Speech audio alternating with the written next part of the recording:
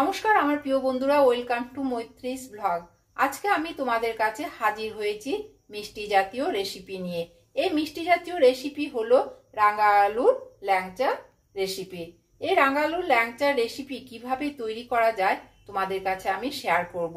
ভিডিওটা নিশ্চয়ই তোমাদের কাছে ভালো লাগবে। ভালো লাগলে নিশ্চয়ই তোমরা একটা সাবস্ক্রাইব করতে ভুলবে না।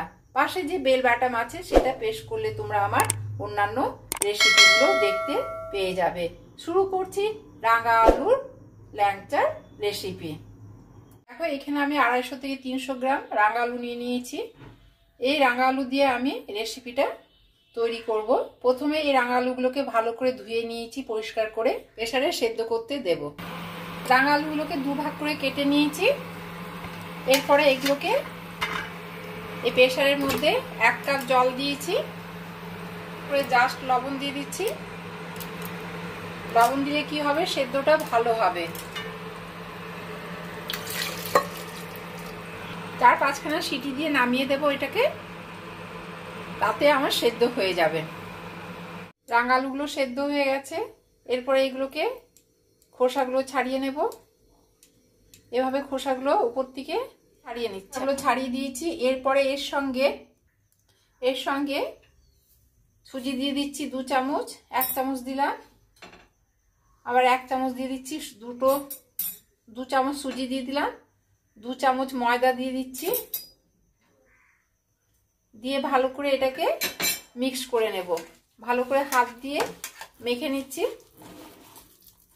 হাত দিয়ে কিন্তু ভালোভাবে মাখা হয়, আমি ম্যাশার দিয়ে করলাম না। ভালো করে জানো এটা দানা দানা যেন না থেকে যায়, সেই জন্য হাত দিয়ে ভালো করে ম্যাশ করে নিচ্ছে। মাখা হয়ে গেছে, টাইট ভাবটা চলে এসেছে।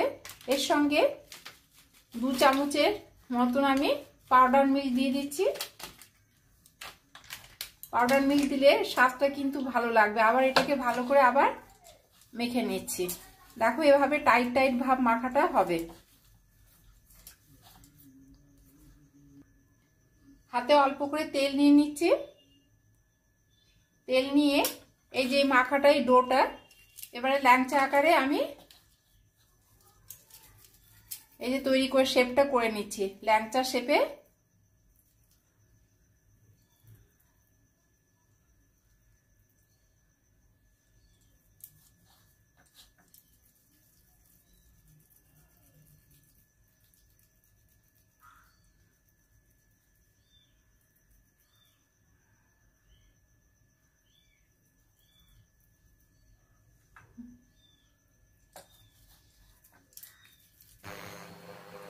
এপাশে কড়াই বসিয়ে দিয়েছি। কড়াইয়ের মধ্যে বেশি করে তেল দিয়ে দিচ্ছি। অনেকগুলো এই দেখো এগুলো তৈরি করে ফেলেছি ল্যাংচা আকারে। এখন আমি এখানে তেল দিয়ে দিচ্ছি বেশি করে, অনেকগুলো আছে তাই বেশি করে তেল দিয়ে দিলাম। এপাশে কড়াই বসিয়ে দিয়েছি। কড়াইয়ের মধ্যে আমি চিনির শিরাটা তৈরি করব। এখন এই কড়াইয়ের মধ্যে 1 কাপ জল দিয়ে দিলাম। চিনির শিরা তৈরি করবার জন্য এখানে 1 কাপ আমি চিনি নিয়েছি। এই যে 1 কাপ চিনি, এর মধ্যে জলটা গরম হয়ে এলে আমি এর মধ্যে দিয়ে দেব। তেল গরম হয়ে এসেছে, দেখো তেল থেকে ধোঁয়া ছাড়ছে। এরপরে একটা একটা করে ছেড়ে দিচ্ছি। একসঙ্গে আমি 2-3টে করে দিয়ে দেব। ওই পাশে কিন্তু চিনির শিরা তৈরি হচ্ছে। তেল কিন্তু প্রথমে আমি গরম করে নিয়েছি বেশি পাওয়ার দিয়ে।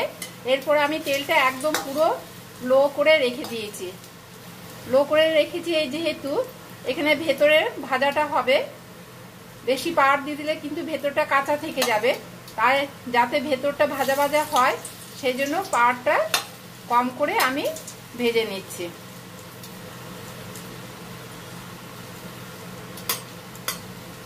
এবার আস্তে আস্তে এগুলোকে নাড়াচাড়া করতে হবে। এবার সে চিনির শিরাটা তৈরি হচ্ছে। দেখো আস্তে আস্তে করছি, ভেতরটা যাতে কাঁচা না থাকে সেই জন্য পাওয়ারটা একবারে কম করে দিয়েছি। ভাজা ভাজা হয়েও গেছে। এখানে দুটো আমি এলাচ নিয়েছি। এই দুটো এলাচকে একটু ভেঙে নিয়ে ওই চিনি শিরার মধ্যে, এখানে চিনি শিরা ফুটতে শুরু করেছে। এখন এই দুটো এলাচকে একটু ভেঙে নিচ্ছি। ফুটে উঠেছে, চিনি শিরাটা হয়ে গেছে। বেশ হাত দিয়ে দেখলাম আঠালো ভাবটা চলে এসেছে, আঠালো ভাব চলে এসেছে। এখন বুঝে নেব আমি চিনি শিরা তৈরি হয়ে গেছে। এরপরে গ্যাস আমি বন্ধ করে দিচ্ছি। লাল লাল করে ভেজে নিয়েছি, এরপরে উঠিয়ে রাখছি। এই চিনি শিরার মধ্যে দিয়ে দেব।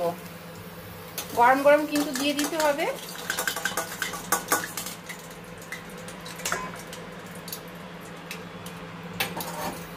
এরপরে আবার বাদ বাকিগুলো এইভাবে ভেজে নিচ্ছি।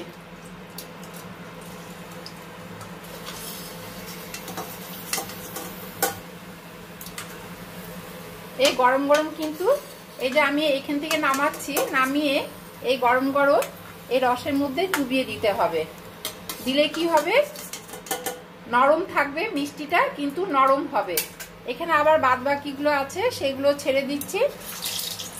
পান্তুয়াগুলো ভাজা হয়ে গেছে, রসের মধ্যে ছেড়ে দিয়েছি।